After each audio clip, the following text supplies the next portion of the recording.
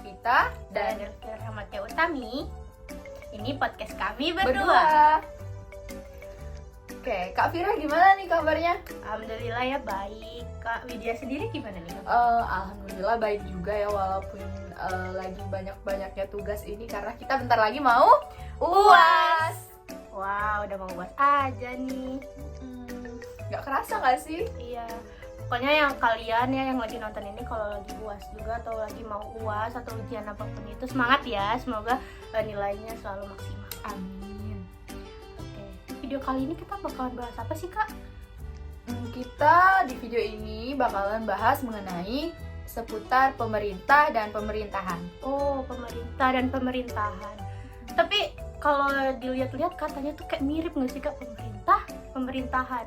Iya kan, beda kayak belakangnya aja ada pemerintah, ada pemerintahan gitu. Nah, menurut Kak Widya sendiri tuh apa sih bedanya pemerintah sama pemerintahan? Atau itu tuh suatu kata yang artinya tuh sama gitu? Kalau menurut aku sendiri tuh kayak mirip-mirip gak sih, dan pemerintahan kayak apa ya, kayak nggak ada bedanya gitu. Kalau menurut Kak Vira gimana? Kalau menurut aku sih ada sedikit perbedaan ya. Kalau pemerintah sendiri itu tuh lembaga atau organisasi yang mengatur kekuasaan, sedangkan pemerintahan itu proses berlangsungnya suatu kegiatan atau perubahan gitu, Kak. Oh, jadi pemerintah itu kayak semacam lembaganya gitu nggak sih? Kalau pemerintahan itu berbicara seputar tata kelola dari pemerintah itu sendiri. Iya, benar banget. Jadi pemerintah sama pemerintahan itu tuh memiliki hubungan ya, Kak ya. Oke. Nah, terus untuk memiliki pemerintahan yang baik itu ternyata, Kak ya, ada beberapa prinsip yang harus diperhatikan. Apa tuh, Kak, prinsipnya? Itu bakalan kita bahas lebih lanjut. Oke. Katanya kita tadi mau membahas mengenai prinsip-prinsip pemerintahan yang baik ya, Kak Vira ya? Iya. Jadi prinsip-prinsip pemerintahan yang baik itu ada berapa dan apa saja sih, Kak? Jadi prinsip-prinsip pemerintahan yang baik itu kurang lebih itu ada 8. Nah, yang pertama itu ada partisipasi. Jadi partisipasi itu tuh hak kita sebagai warga negara dalam melakukan kewajiban kita gitu. Terus yang kedua itu ada penegakan hukum. Nah, penegakan hukum ini tuh dilaksanakan dalam rangka demokratis kehidupan berbangsa dan juga bernegara. Nah, selanjutnya ada transparansi. Pasti kalian pada pernah dengar nggak sih kata transparansi gitu kan? Jadi transparansi ini tuh keterbukaan, salah satu karakteristik utama juga yang pada saat itu tuh terbuka akibat semua aspek aktivitas masyarakat gitu. Jadi transparansi itu juga berhubungan dengan masyarakat. Sebenarnya prinsip-prinsip ini tuh semuanya berhubungan juga sih sama masyarakat. Terus yang keempat itu ada daya tanggap. Nah, daya tanggap ini tuh responsif sebagai konsekuensi dari logis dan juga keterbukaan gitu. Nah, itu kan tadi aku udah jelasin 4 nih. Kira-kira 4-nya lagi apa sih, Kak? Oke, pada penasaran nggak nih 4-nya lagi apa? Oke, jadi 4 prinsip selanjutnya itu ada keadilan. Keadilan itu berarti semua warga negara mempunyai hak dan kewajiban yang sama dan juga memiliki kesempatan dan kesejahteraan yang sama. Selanjutnya ada efektivitas dan efisiensi. Jadi dalam proses dan lembaga itu harus menghasilkan sesuai dengan apa yang telah digariskan dengan menggunakan sumber yang tersedia dengan baik. Di sini bisa kita artikan sumber dari lembaga itu sumber dari peraturan dalam lembaga itu ada di Undang-Undang Dasar 1945 dan peraturan-peraturan lainnya. Kemudian selanjutnya ada akuntabilitas. Akuntabilitas ini diartikan sebagai pertanggungjawaban dari bawahan kepada atasan atas tugas apa yang telah diberikan dari atasan ke bawahan tersebut. Kemudian ada yang terakhir ada visi strategis. Jadi visi strategis ini diperlukan dalam penyelenggaraan good governance atau pemerintahan yang baik. Dalam good governance ini juga memiliki beberapa indikator, diantaranya yaitu yang pertama melaksanakan hak asasi manusia, yang kedua itu masyarakat berpartisipasi dalam pengambilan keputusan politik seperti yang sudah kita lakukan di bulan Februari lalu tuh, Kak, yaitu pemilu ya Kak, pemilihan Iya. umum presiden dan wakil presiden, kemudian ada pemilihan DPR, DPD dan sebagainya. Kemudian nanti kita juga akan melaksanakan pemilihan kepala daerah Kak. Oh, jadi kita bakalan ikut berpartisipasi lagi Iya. nih? Oh iya. Oke, selanjutnya itu ada melaksanakan hukum untuk melindungi kepentingan masyarakat. Jadi, hukum itu sejatinya digunakan untuk melindungi masyarakat, bukannya menindas masyarakat. Jadi, hukum itu harus tajam ke atas, tumpul ke bawah gitu. Bukan sebaliknya, malahan tajam ke bawah, tumpul ke atas ya Kak ya. Iya. Oke Kak, pada indikator yang terakhir tadi ada disinggung sedikit mengenai pembangunan ya Kak ya. Jadi menurut Kakak pembangunan di Indonesia ini udah merata atau belum sih Kak? Kayaknya sih kurang lebih udah lumayan rata ya, soalnya kan di masa sekarang kan udah ada tuh pembangunan tol gitu kan, nggak cuma di Pulau Jawa tapi di Sumatera juga loh, kayak tol ke daerah-daerah gitu kan. Nah tapi terlepas dari itu semua ya, masih ada beberapa jalanan kayak jalanan di daerah saya sendiri Kak.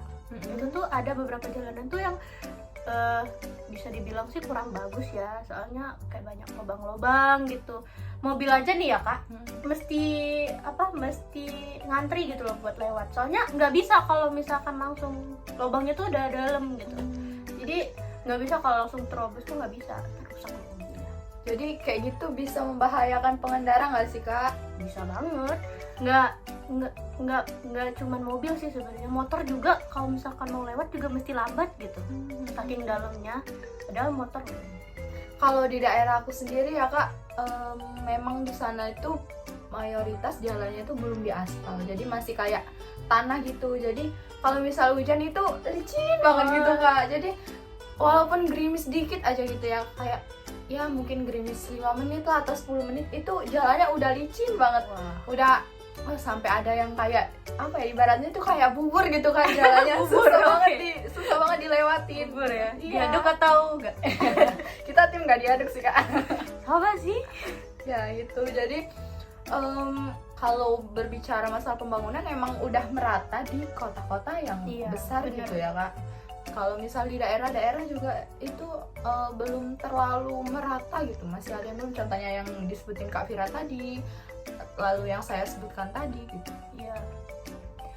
Makanya semoga ya di kedepannya ada jalanan-jalanannya tuh sudah mulai dilihat, jadi sudah mulai diperbaiki untuk masa-masa kedepannya.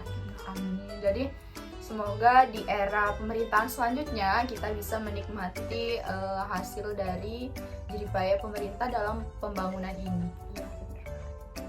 Oke Kak, jadi berbicara mengenai prinsip-prinsip pemerintahan yang baik atau good governance tadi, ada salah satunya yaitu prinsip akuntabilitas. Jadi prinsip akuntabilitas ini sendiri artinya adalah pertanggungjawaban bawahan atas pemenuhan wewenang yang dilimpahkan kepadanya. Jadi kalau berbicara mengenai bawahan itu, sistem pemerintahan yang paling bawah itu kalau di desa-desa itu ada kepala desa ya Kak ya. Iya. Jadi kita contohkan itu sederhananya seperti kepala desa. Kalau misal berbicara mengenai kepala desa, kinerja dari kepala desa di desa Kakak itu bagaimana sih Kak?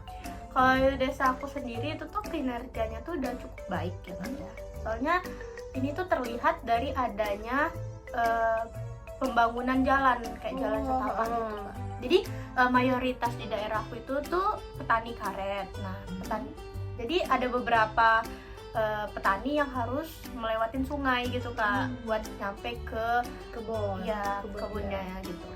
Nah, untuk kan sebenarnya sebelumnya tuh emang udah ada jalan setapak, cuman kayak udah mau roboh gitu ya. Udah mau rusak gitu ya. Iya, jadi kayak perlu diperbaiki gitu. Nah, mendengar hal tersebut, kepala desanya itu berupaya untuk membangun jalan setapak lagi, untuk memperbarui yang lama. Jadi kan rawan juga ya Kak, kayak kan di bawahnya tuh ada sungai. Jadi kalau lewat terus-terusan di jalan setapak yang udah mulai rusak kan rawan kan, takutnya ntar jatuh gitu kan, malah jatuhnya tuh ke sungai gitu. Jadi dibangunlah jalan setapak yang baru untuk memenuhi aspirasi masyarakat di desa aku sendiri gitu Kak.